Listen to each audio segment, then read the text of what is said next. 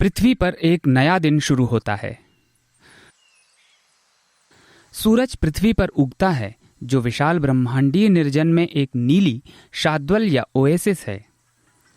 पूरे ब्रह्मांड में एकमात्र स्थान जहां हमें ज्ञात जीवन उपस्थित है। इसी सूरज ने 4.5 अरब वर्षों से लगातार हमारी दुनिया को रोशन किया है। प्रकाश जो आज हमें महसूस होता है, हर एक जीवित व्यक्ति ने इसे कभी न कभी महसूस किया है। इसी प्रकाश ने डायनासोरों को भी छुआ और समुद्र से बहादुरी पूर्वक जमीन पर रहने आए प्राणियों का भी इसने स्वागत किया। पृथ्वी पर जो कुछ भी हुआ है, सूरज उसका गवाह है। लेकिन ये कोई मूक दर्शक नहीं है। सूरज वास्तव में हमारे ग्रह का बिजली घर है, ऊर्जा का वह स्रोत है जो हमारी जलवायु और मौसम को संचालित करता है। ये दुनिया भर में रेंगने, तैरने और उड़ान भरने वाले जीव जंतुओं के ताने बाने का प्रमुख जनरेटर है। पृथ्वी पर सभी प्राणी किसी न किसी तरह से हमारे निकटतम तारे सूरज पर निर्भर हैं।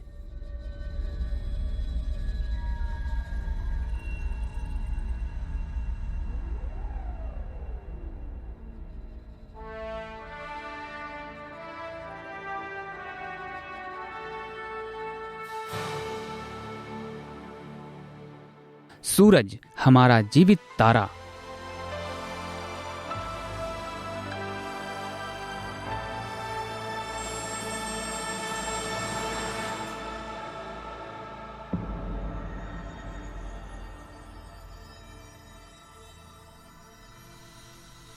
जैसे ही सूर्योदय होता है, सूरज पृथ्वी के भूभाग और महासागरों का प्रकाश की गर्मी से आलिंगन करता है।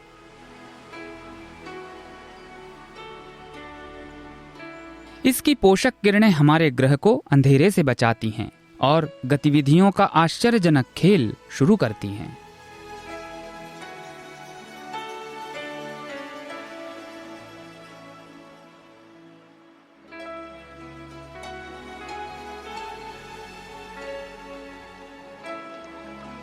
गहरे पानी के नीचे भी सूरज की चमक जीवन के लिए महत्वपूर्ण है।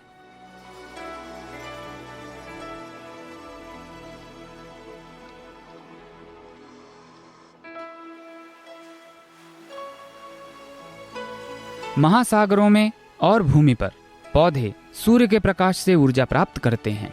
इसकी ऊर्जा को प्रकाश संश्लेषण या फोटोसिंथेसिस नामक प्रक्रिया के माध्यम से भोजन में परिवर्तित करते हैं।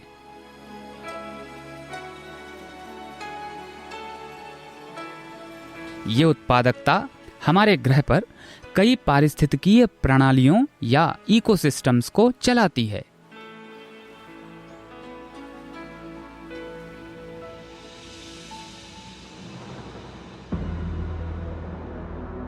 ये वातावरण में कीमती ऑक्सीजन भी छोड़ती है।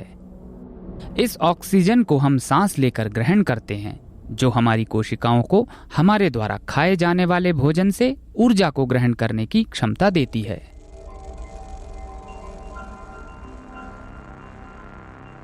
हमारा अस्तित्व सूर्य पर निर्भर है, लेकिन इस बात को समझने से पहले से ही मनुष्य ने सूरज पर बहुत गौर किया।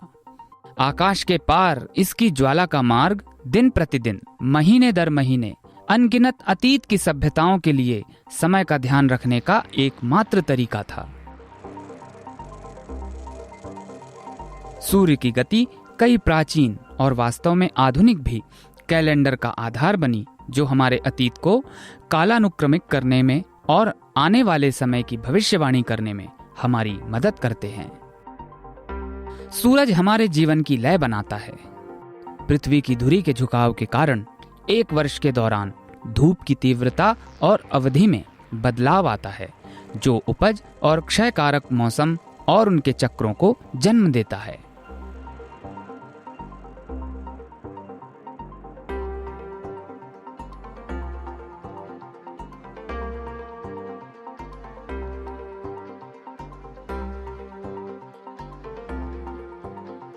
इतिहास की शुरुआत से ही मनुष्य ने सूरज के महत्व को समझा है।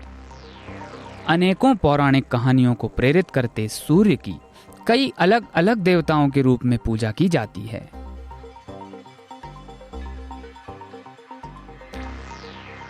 5000 साल पहले इंग्लैंड में स्टोनहेंज के प्राग ऐतिहासिक स्मारक को खड़ा करते हुए मनुष्य ने पत्थर के बड़े बड़े स्लैब खड़े किए। ये रचना खगोल विज्ञान के लिए निर्मित है और पूरे आकाश में सूरज की वार्षिक गतिविधियों को स्पष्ट करती है। प्राचीन यूनानी प्रकाश, कला और चिकित्सा के देवता अपोलो की पूजा करते थे, जिनका प्रतीक सूरज था।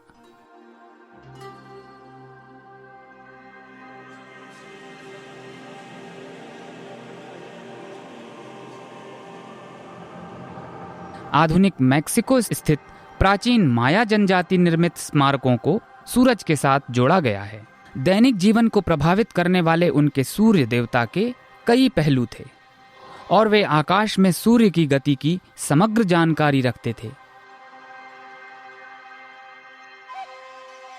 इंका प्रजाति के शहर माचू पिचू के खंडहरों में हम एक छाया घड़ी पाते हैं, जो उनके सूर्य देवता इनती के दैनिक गतिक्रम को ट्रैक करती है। आधुनिक दक्षिण अमेरिकी अभी भी साल के सबसे लंबे दिन इंती रेमी मनाते हैं।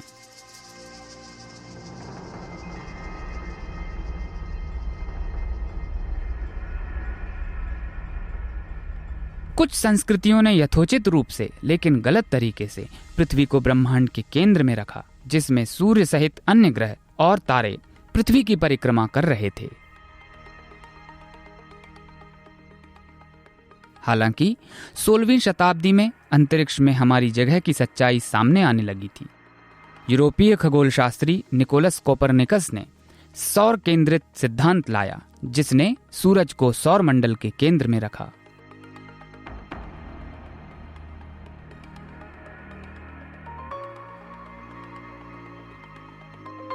सूरज के साथ हमारे संबंध में बड़ा बदलाव आया। हमें जल्द ही पता चला कि सूरज एक आदर्श खगोल पिंड नहीं है, जैसा कि कुछ लोगों ने माना था।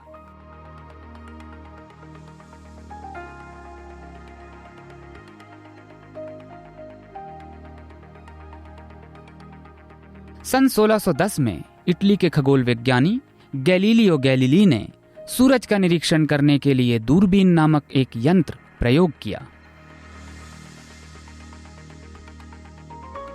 गैलीलियो को आश्चर्य हुआ जब उनको पता चला कि सूरज की सतह पर विशाल काले रंग के धब्बे हैं। इन संरचनाओं को अब हम सनस्पॉट कहते हैं। इनकी खोज ने एक वैज्ञानिक क्रांति को जन्म दिया। ब्रह्मांड में भी नियम अस्पष्ट ही हैं, जैसे पृथ्वी पर हैं। धीरे धीरे विज्ञान ने पौराणिक कथाओं का स्थान ले लिया। गुजरती सदियों के साथ सूरज का हमारा ज्ञान भी विकसित होता गया है, क्योंकि प्रौद्योगिकी उन्नत हो गई है और अधिक खगोलविदों ने सूरज के रहस्यों को उजागर करने के लिए उस पर अपनी नजर गड़ा दी है। हमने पृथ्वी से सूरज की दूरी मापी है 15 करोड़ किलोमीटर। अब हम अनुमान लगाते हैं कि सूरज मिल्की वे अर्थात आकाशगंगा के 20,000 करोड़ सितारों में से एक है। जिस तरह हम सूरज की परिक्रमा करते हैं, उसी तरह सूरज भी हमारी आकाशगंगा के केंद्र के चारों ओर चक्कर लगाता है, जो 25 करोड़ वर्ष में पूरा होता है।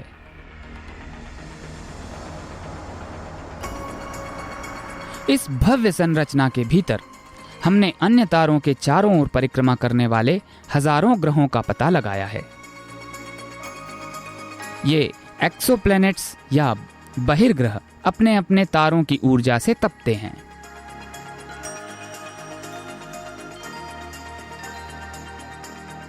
अंतरिक्ष में और धरती पर लगे टेलीस्कोपों की मदद से हम और भी बहिर्ग्रहों की खोज में हैं।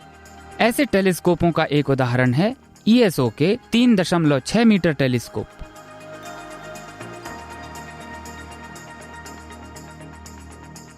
सूरज के निकटतम पड़ोसी तारे प्रोक्सिमा सेंटारी के आसपास भी एक ग्रह पाया गया है।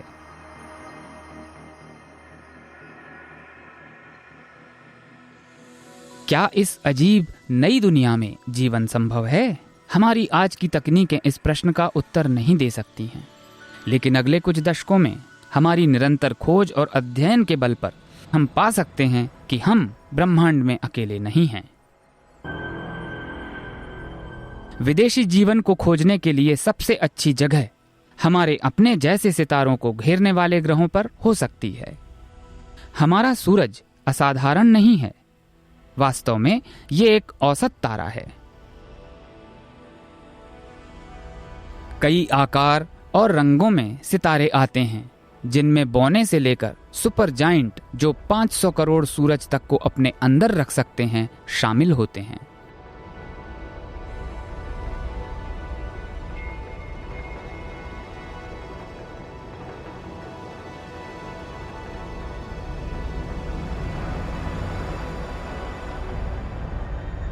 शब्दावली से भ्रमित मत हो।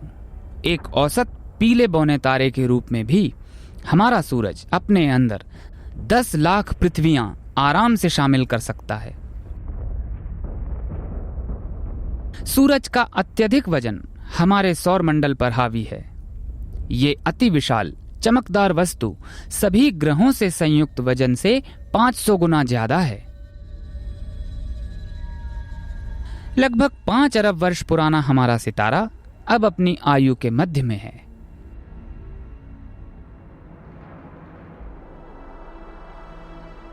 सौर मंडल के बाकी हिस्सों के साथ सूरज की कहानी एक विशाल गैस और धूल से बने बादल के घूमने से शुरू होती है, जो गुरुत्वाकर्षण के खिंचाव के तहत ढह जाता है।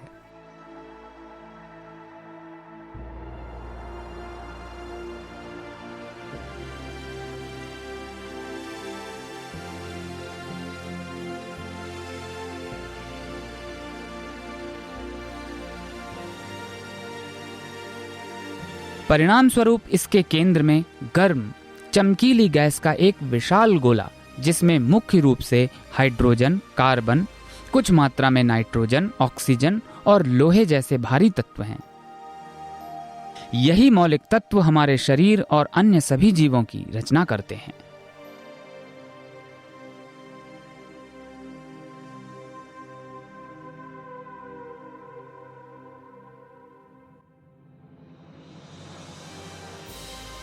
सूरज हमारी पृथ्वी से बिल्कुल अलग है। यद्यपि इस पर कोई ठोस जमीन नहीं है जिस पर हम उतर सकते हैं, इसकी एक सतह दिखाई जरूर देती है। इस प्रदेश को प्रकाश क्षेत्र अथवा फोटोस्फीयर कहते हैं और ये एक खौलते सूप युक्त विशाल बर्तन की तरह उबलता हुआ प्रतीत होता है। इस दृश्यमान सतह का तापमान लगभग 5,500 डिग्री सेल्सियस है, सबसे गर्म रसोई ओवन से 20 गुना अधिक।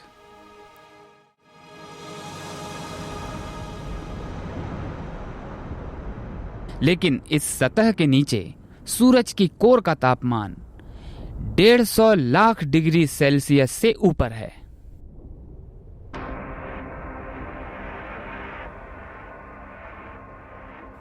अगर हम सूरज के अंदर देखने की कल्पना करें तो हम जान सकेंगे कि यह ऊर्जा कहां से आती है। लगभग संपूर्ण ऊर्जा सूरज की कोर के भीतर से उत्पन्न होती है।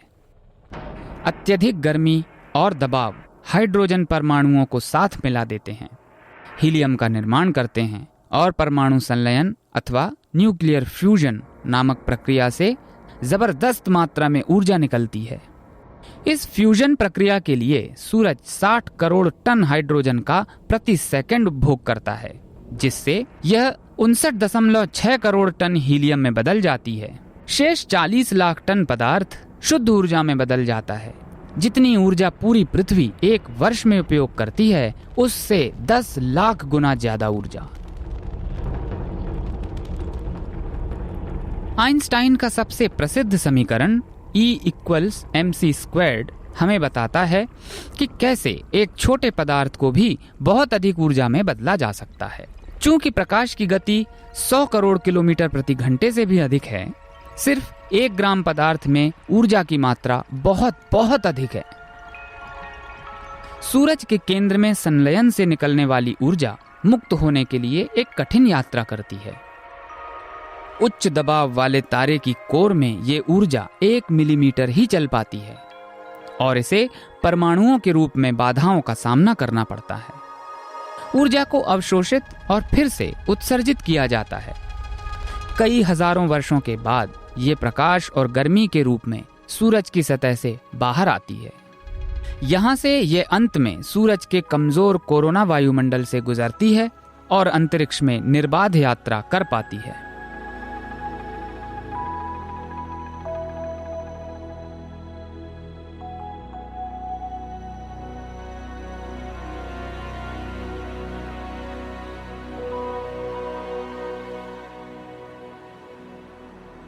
रास्ते में ये मानव द्वारा अंतरिक्ष में लॉन्च किए गए कई सौर पहरेदारों का सामना करेगी।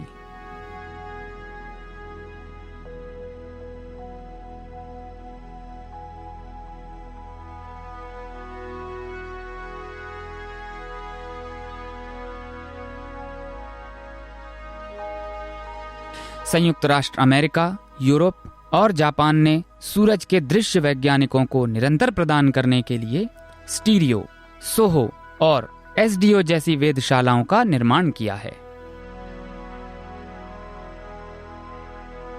ये अंतरिक्ष यान सूरज की एक्सरे, पराबैंगनी किरणों और प्रकाश की अवरक्त तरंग दैर्घ्य का अध्ययन करते हैं, जिसे पृथ्वी से नहीं देखा जा सकता है। सौभाग्य से पृथ्वी का वातावरण इस प्रकार के प्रकाश को अवशोषित करता है, अन्यथा कठोर एक्सरे और पराबैंगनी किरणें जैविक जीवों के नाजुक ऊतकों और कोशिकाओं को नष्ट कर देंगी।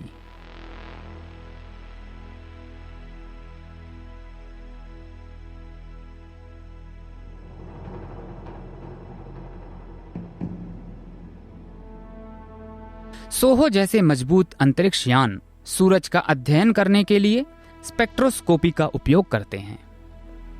प्रकाश को अलग अलग रंगों में विभाजित करके हम सूरज की रासायनिक संरचना को जान सकते हैं।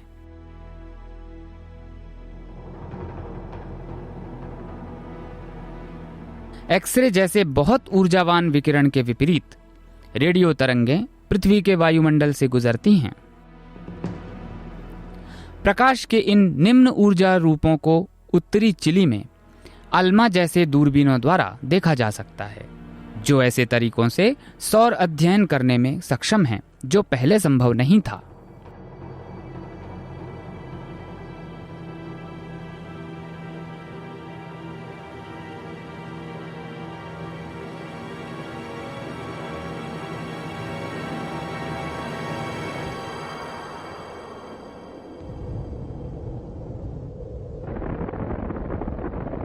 अंतरिक्ष में और धरती पर आधारित इन वेधशालाओं ने हमारे सूरज की कभी कभी होने वाली हिंसक घड़ियों का खुलासा किया है। अब हम जानते हैं कि गैलीलियो द्वारा खोजे गए सनस्पॉट उच्च ऊर्जा कणों के विस्फोट का कारण बनते हैं, जो पृथ्वी पर अंतरिक्ष यान और विद्युत शक्ति ग्रिड को नुकसान पहुंचा सकते हैं।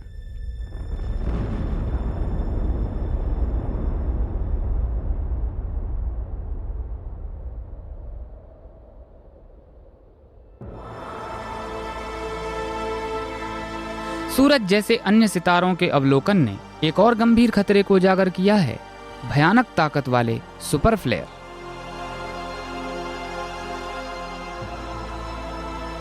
सुपर फ्लेयर वे चरम विस्फोट हैं जो जीवन के लिए बेहद खतरनाक हैं। हमारे सूरज से इस तरह के प्रकोप की संभावना कम है, लेकिन ऐसा हो भी सकता है। सूरज यद्यपि बहुत शक्तिशाली और संभवतः विनाशकारी भी है, परंतु ये एक लाभदायक शक्ति है।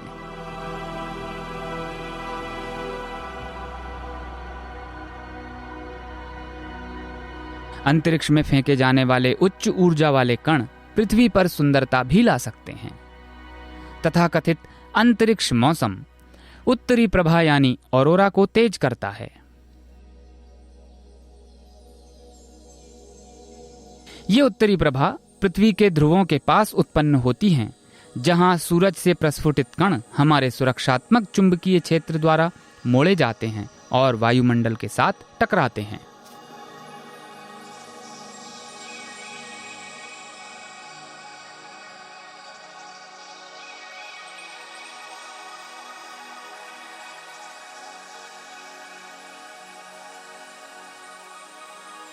सूरज हमारी दुनिया के जीवों का प्राणदाता है।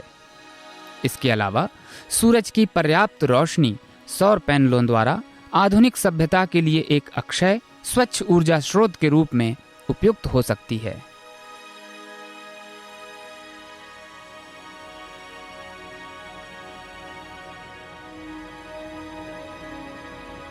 सौर पैनल अभी पृथ्वी पर ही काम नहीं कर रहे हैं। अंतरिक्ष यान भी अपने ऊपर पड़ने वाली ऊर्जा के 30% तक प्रचुर मात्रा में सौर ऊर्जा का उपयोग करते हैं।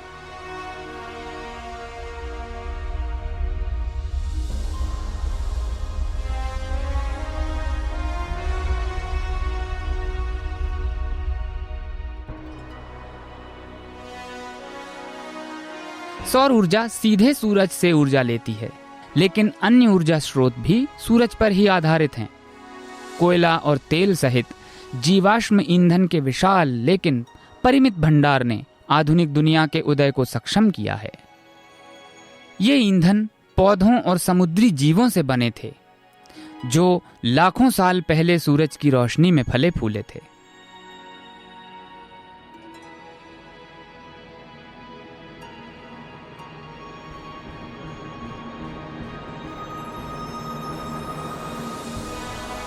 लाखों वर्षों से जमीन के नीचे धंसे जीवाश्म ईंधन को जलाने की हमारी होड़ ने हमारे वातावरण के रसायनों को बदल दिया है, जिससे विश्व भर में जलवायु परिवर्तन और पारिस्थितिक संकट पैदा हो रहे हैं।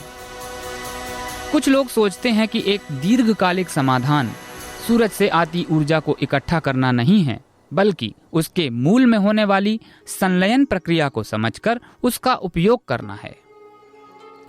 संलयन के लिए आवश्यक ईंधन व्यावहारिक रूप से असीमित है। इसे केवल हाइड्रोजन की आवश्यकता होती है, जो ब्रह्मांड में सबसे प्रचुर मात्रा में उपलब्ध है। पृथ्वी पर हाइड्रोजन आसानी से ग्रह के महासागरों में पाया जा सकता है। दुर्लभ यूरेनियम के विपरीत, जो वर्तमान में परमाणु ऊर्जा संयंत्रों में उपयोग किया जाता है।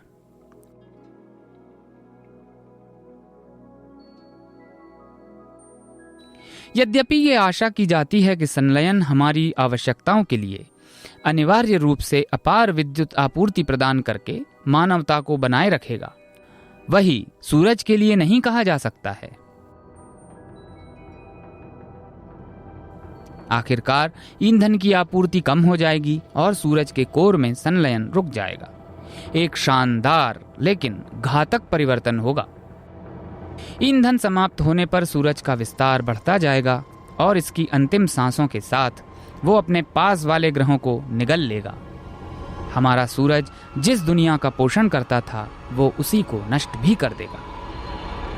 सौभाग्यवश ये सुदूर भविष्य में होगा, 5 अरब वर्षों में।